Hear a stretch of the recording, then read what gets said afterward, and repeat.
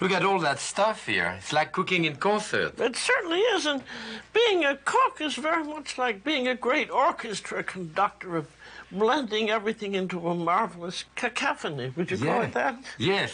So we're going to conduct two great dishes for you today. A classic pot roast, a braised piece of beef. And the famous beef burgundy. Well, let's get started. Yes.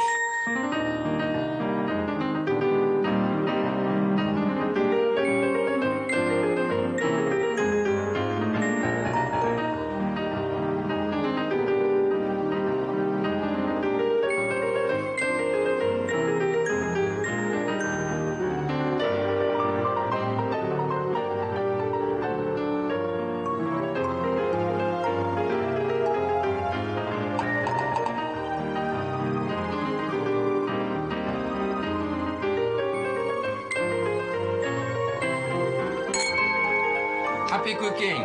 Bon appetit.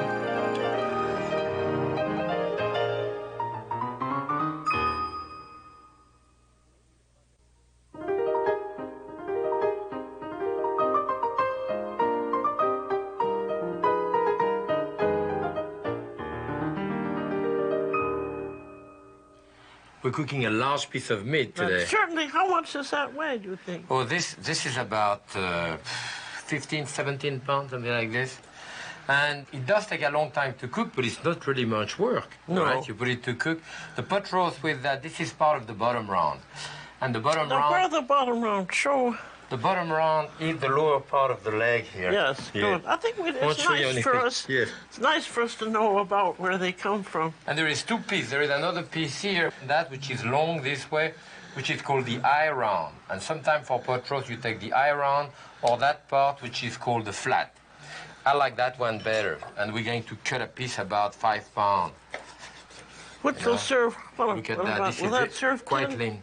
That would take 10 people, yes, in those areas. Yes.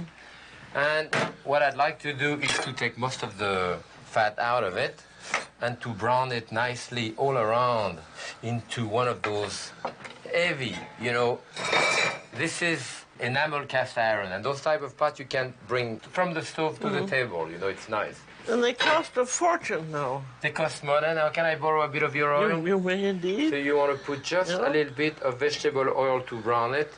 And in fact, by the time it's finished browning it, I will pour whatever excess fat there is, I will pour it out. So we continue cleaning that up. It has to cook what we call braisé, you know? Well, braise means that you brown it first and then you cook it in a liquid. And this is the method that you use for tough pieces of meat, like the leg and the shoulder and so forth. And it's a lovely way of cooking because the liquid and the meat exchange flavors. It takes you quite a while with it. This is tough. This will take, heavens, several hours, but it's unsupervised cooking. You can start it, go out and play tennis, and come back, and it may be done. That's it, or burn. No, it will be done.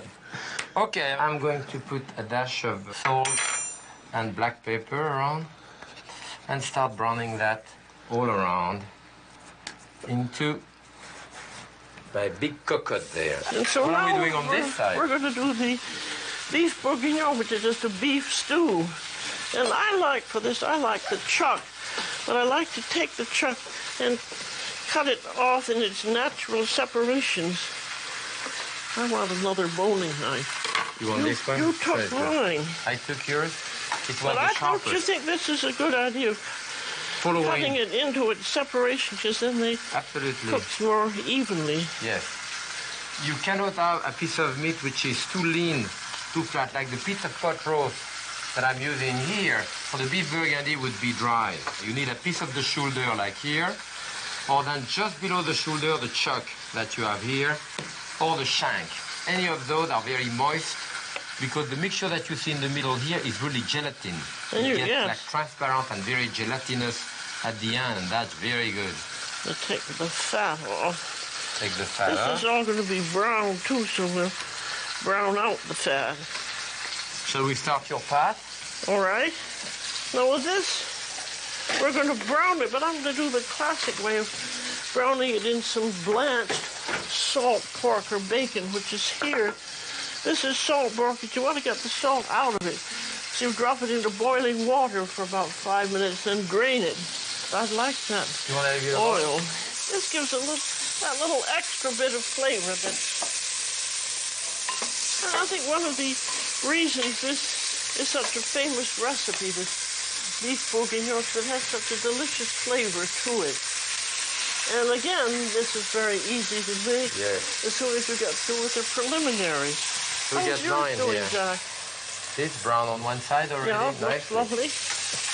And again, because the heat transfer is pretty good, the pot is thick enough, and it gives me an equal heat, so I have nice crystallization of the juice, you know, of the sugar, and I want to brown that all around before we put the liquid. In the garnish of my pot roast, I'm going to put, for the time being, because first I cook it for a good 3-4 hours, very low oven, and after that I put the different vegetable in it. So, but to flavor the meat, I want a bit of onion, I want a couple of bay leaves, I put here, I want some fresh thyme, which I have there, and tomatoes. All of this is going to go in my pot roast. Now let's see, it's brown on the second side. I brown it here. Jacques, I'm going to say that these are brown enough. It's brown enough? To brown the beef. Oh, good. Let's dry the beef off in paper towels there. Yeah, it's pretty dry, huh? Is it? Yeah, we just cut it. We need to salt and pepper it a little bit. Well, that can go right in here now. Can you do it in one layer, you think? I hope so. If not, we'll do not it in overlap, because if it overlap, it starts It'll steam. steaming rather than browning. So you have a place for another one here, another one here. That's it. That's just enough. Everything is If it just steams, all the juices start burning in it, and it's not doing what it should. I'm putting your garlic in there then. The carrots, onion, a whole head of garlic, a couple of bay leaves, and a couple of pieces of thyme also. Oh, you can see with mine here, I'm turning it over. And the browning of the meat gives flavor and it also gives color. Here we are. And what's very nice about a stew is that you can brown all the meat one day while you're preparing dinner, and then you can simmer it the next day while you're eating dinner. People are always thinking, oh, these stews, they take so long, but they don't, because you just do it in bits and pieces. And it makes wonderful eating, I think. Okay, I am ready for my pot roast now. So I have, my meat has been browning all around. So now I'm going to add all of that stuff, of the flavorful agent around. On top of this now, I'm putting a cup and a half of white wine and half a cup of water, just a little bit of water. Now I bring that to a boil. That looks pretty. I have to put some salt around. Sometimes even in there I put a calf's feet or a pig feet, and that gives you some gelatin and all that. It's nice, but you know, you can do that. I bring that to a boil, put that in a 300-degree oven for like 3 to 4 hours until it gets tender. Then at that point, I'll take it out and put the vegetable. And at that point, you don't really have to survey it at all while it's cooking. You don't have to do anything now. So you just leave it by itself. I think it should go into the oven now. We're doing pretty well here. I'm going to say this is nicely browned all over. And at that point, it's time to put in your browned little pieces of lardo. And we want... You want I'm going to have some all your seasoning in there? Yeah. And your red wine? Yeah. You put red wine in your bourguignon? Oh, yeah. Huh? Here we are. We just want it practically a bottle. Okay. We need a lid on top of this. I'm also going to put in, we have some delicious stock. This is a brown chicken stock. Which we've been using for everything. Yes. I'll put a tomato in there. Oh, yes. So that just goes in. We cover it, and how long do you cook this? At least 2 hours. Yes, I would say, yeah, 2 maybe to 3 3 hours, you know, slowly. Depends on the quality of the meat. But you don't really want it to boil it a lot. You want it to simmer it very, very gently so it doesn't touch Just moving like that. Well, those are the preliminaries. Not too difficult. Well, I just took that pot roast out of the oven, and as I say, it's pretty tender. I still have to cook it with the vegetable, you know, and put it back in the oven. That sauce like looks 3 hours. Sauce looks pretty nice. It's great. But first, I want to do another dish, and that dish is made with leftover mashed potato that I have here. We're doing a gratin we call a pomme mondeur.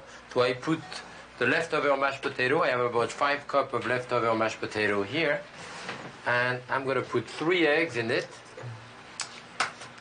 Directly in there, we're going to do a gratin with this. Kind of soufflé gratin. Very easy to do. Here, I'm going to put some pepper, maybe a dash of salt, and about half a cup of grated Gruyere cheese about. Then I'll make this. Second. That's it.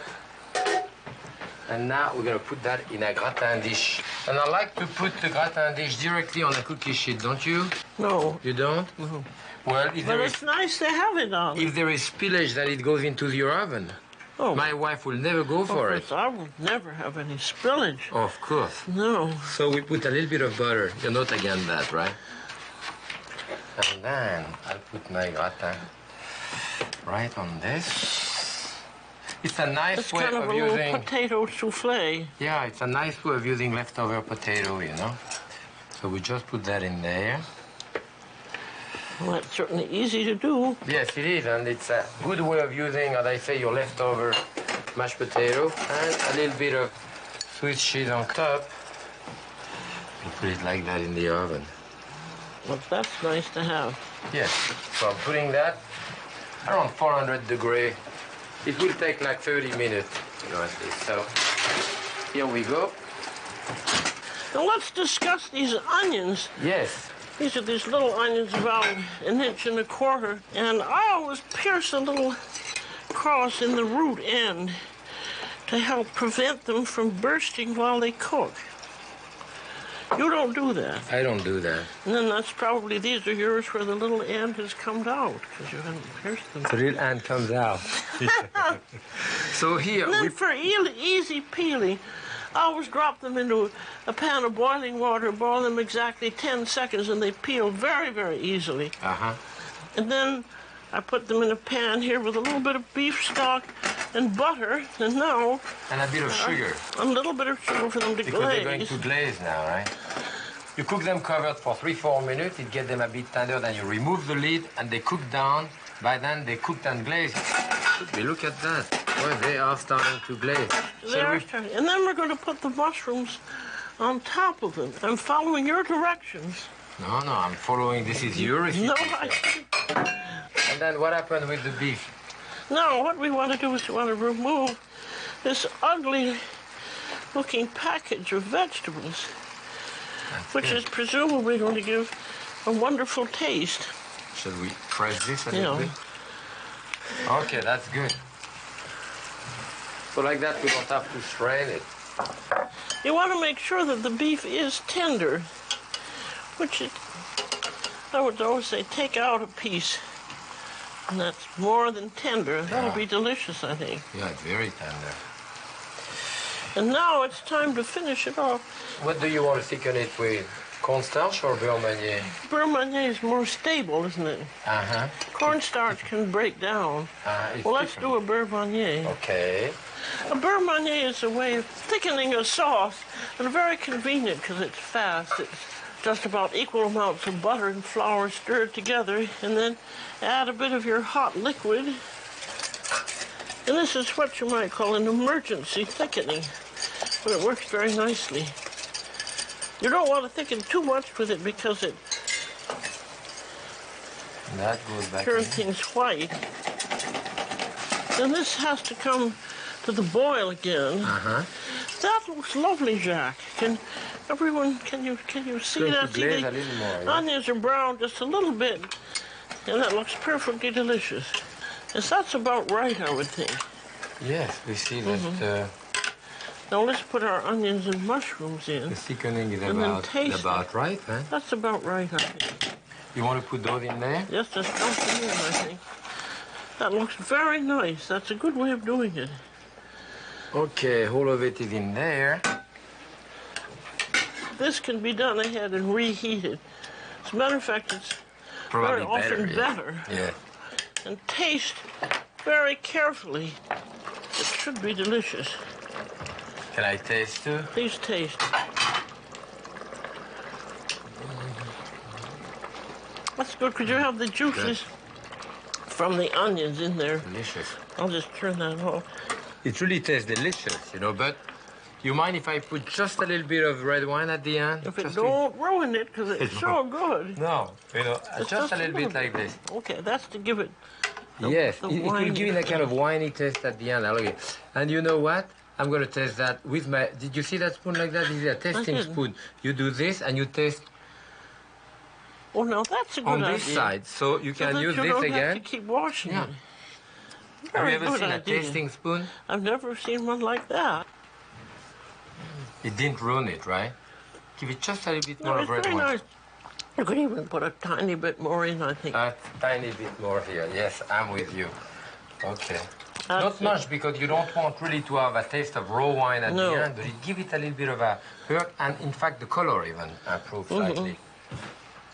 So I think now we're ready to serve this, but I'm going to finish first the pot roast. Well, the that's vegetable mighty with good, the pot that roast. stew. Because I And- think it's because everything reduced properly. Yes, because it cooked a long time very slowly. I have a large white turnips here, you know. That's a very big one. That's a big And one. it isn't punky inside, which Well, is we're going unusual. to find out. I'm going to open it, but frankly, when I find smaller one, I like to use more the smaller one. No, it's pretty firm. That Look at looks that. okay. But it does smell stronger than the small one. Well, it should. Yeah. I like a So 1, strong 2, turnip. 3, 4, well, 5 or 6, 8 pieces of turnips. I will have plenty here. So my pot roast is there.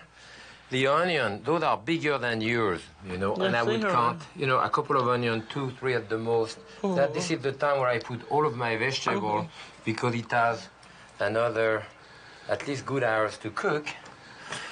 Bunch of carrots here. Those are naturally baby carrots. Yeah, those are baby carrot, and you can actually even put potato if you want. You can put other type of vegetable. And you But- got your peas. At that point, the peas I put it at the end when I serve them, you know. And this will go into the oven, 300 degree again, for like an hour, hour and a half. I think my pot roast is finally cooked. You Ooh, look that at looks nice. Yes, with a lot of I vegetable. love the smell of all those Yes, vegetables. and this is tender, you know. Oh, good. So, So how long did that take? we're like close to About 5 hours altogether. 5 you know. hours. And if I want to put some peas, if you want to, a bit of color, you put them at the end for a few minutes. Of course, in the oven, they would get too dark. Yes. Likewise, too, if you want to thicken the sauce, then I like to use a bit of potato starch. You know? Yeah. You want to give me a drop of white wine in there? You always have to dilute your starch with a liquid. Okay. In the case of Aru, you have the butter, which does the effect. But otherwise, if you put hot liquid on that starch, it will seize and you'll have nice little dumpling all over the place, which you don't want. that. So there, as I put it in that liquid here, it thickens on contact. So I stir it there. See, it gets much thicker right away. So this is a nice way of finishing it up, you know. That's it. And I would leave it just like this. I had enough. And maybe what I should do is to carve some of that. Oh, yes.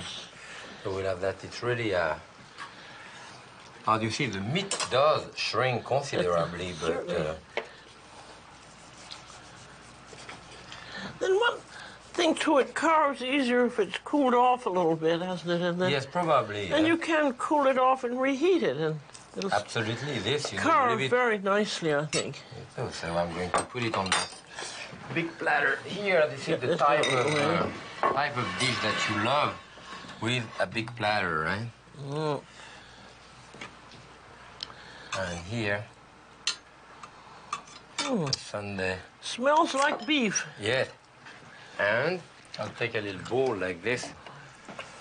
You could say this was family style because you can get this all done in the kitchen. And yes, and bring it, and you could put that on a buffet. serve that in the dining room, you know, or on the buffet. It's always I like those nice big vegetables. have appetizing. You know, the vegetable will have a tendency to break down. We cook about an hour after I put the vegetable in it. You know, this is about it. Put a little bit of parsley on top, and That here looks we are. delicious. Now we have the beef burgundy, and I have a couple of some noodles for you. oh good. Shall I give it to you now? Yes, let's put the noodles on the plate first. Just plain buttered noodles. Salt, pepper, that's it. We'll make a little A nest little butter. out of it here for your noodle. Those are wide noodles, you know. They look good. There are the mushrooms and the onions. I think we need a little parsley. Yes, where we're going to put the crouton around. That's right. That's a delicious sauce. Nothing like good beef, is there? Okay, shall we put a few I croutons? liked your idea of, what did you do? You We have dipped to it. dip them. You have to dip them in the Dipped sauce in the there. sauce, and I You think put them in the parsley. that's a very nice idea. That really dresses it up nicely. Yeah. Yes, beautiful. I have the gratin of potato. Okay. Here, I'll give it to you. Watch out, it's very hot. We could serve maybe a beef burgundy like this with some of the potato around. What do you think? Be a bit different. Here, in fact, you see the sauce even better, you know? You want to put some potato next to it? Watch out, the pot is hot. This is hot. This is a very nice idea. I think I'll put a few This thing of parsley. parsley on the side. That's your green vegetable for today. That look absolutely terrific. That looks so good. I think we ought to toast it and ourselves. I would having done say it. we're talking about a symphony of taste today. We started by cooking in concert and having a symphony of so many different tastes. And those are very delicate, muted tastes. You know, they work well together. The wine, Really beefy. the onion, beefy. Now, where's your wine? I'm ready for the wine. A little bit, you want something which really stand up to the beef here. We have a Cabernet Sauvignon here, dark Cabernet, which I love. So I think I will toast you on that one and tell you how happy I am to cook with you. Bon appetit. And happy cooking. And I will toast you, Jacques. Le Thank you. maître. Good. For more information about Julia and Jacques, visit us at alacartetv.com.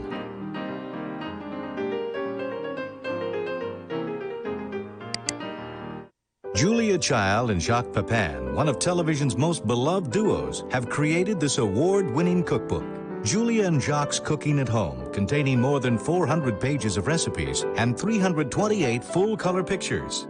To order, call 1-800-798-2433. Also available, the complete 22-episode series, 11 hours of Julia and Jacques on DVD, $29.95. Major funding is provided by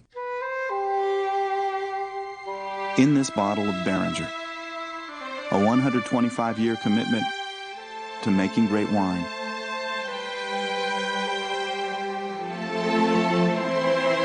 From the only winery ever to win Wine of the Year for both a Cabernet and a Chardonnay. In this glass, the perfect complement to your own special moments, whatever they happen to be. Beringer, all we are in every bottle. by OXO Good Grips. From kitchen to cleaning to gardening. OXO, makers of innovative products that make everyday living easier. OXO, tools you hold on to. By Land O'Lakes, where simple goodness begins.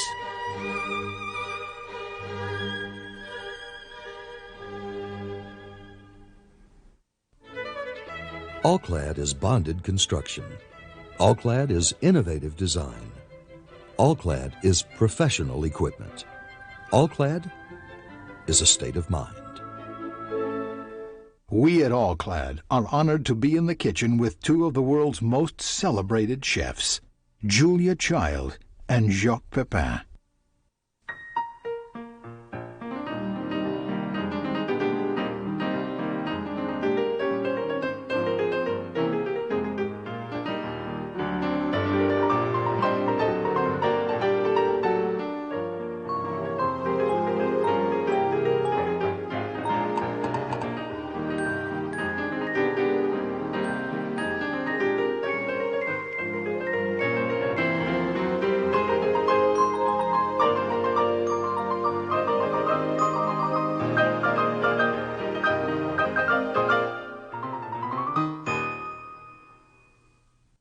A presentation of KQED San Francisco.